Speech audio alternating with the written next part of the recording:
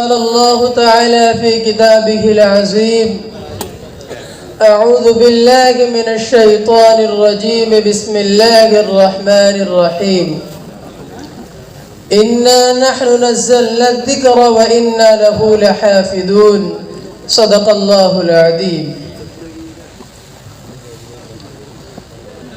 خدا بندہ میں تیرے نام سے آغاز کرتا ہوں. خدا بندہ میں تیرے نام سے آغاز کرتا ہوں. تیرا بندہ ہوں، تیری رحمتوں پہ ناز کرتا ہوں. فقط تیری مدد اور استعانت کے بھروسے پر، فقط تیری مدد اور استعانت کے بھروسے پر مجھے اڑنا نہیں آتا مگر پرواز کرتا ہوں. میرے محترم بزرگوں، دوستوں اور عزیز ساتھیوں اور اساتذہ کرام اور دور دراز سے آئے ہوئے مہمانان اعظام،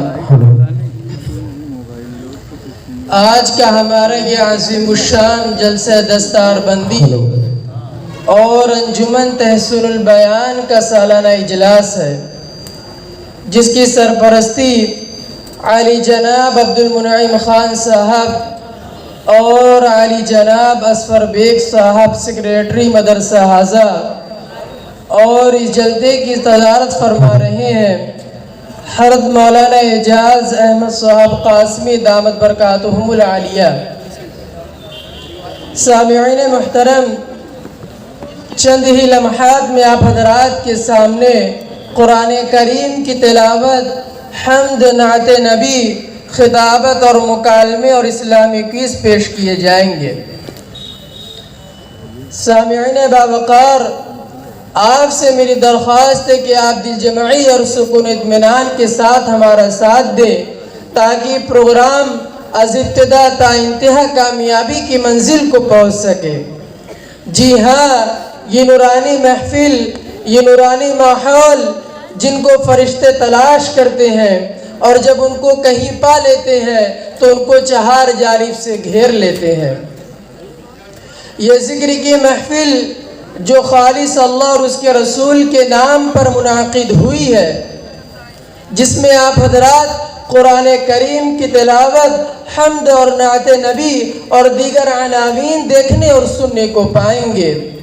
تو آئیے اس کلام پاک کی تلاوت سے آج کی اس خوبصورت جلسے کا آغاز ہو کہ جس کے ایک ایک حرف میں وہ صداقت و حقانیت ہے جو دوسرے کسی کلام میں ناپید ہے.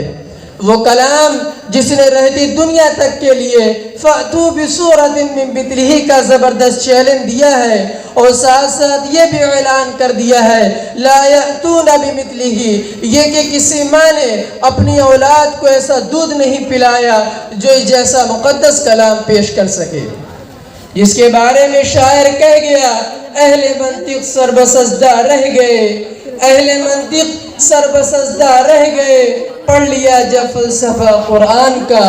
تو آئیے اس وجد کے آخری کلام بقا کو پوری شوق و رغبت کے ساتھ سنتے ہیں.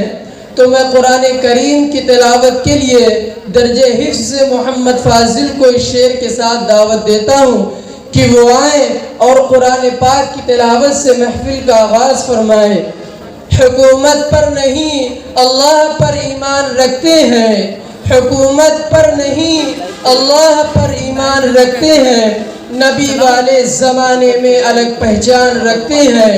قیامت تک اسے کوئی گمراہ نہیں کر سکتا، قیامت تک اسے کوئی گمراہ نہیں کر سکتا جو اپنی رہنمائی کے لیے قرآن رکھتے ہیں.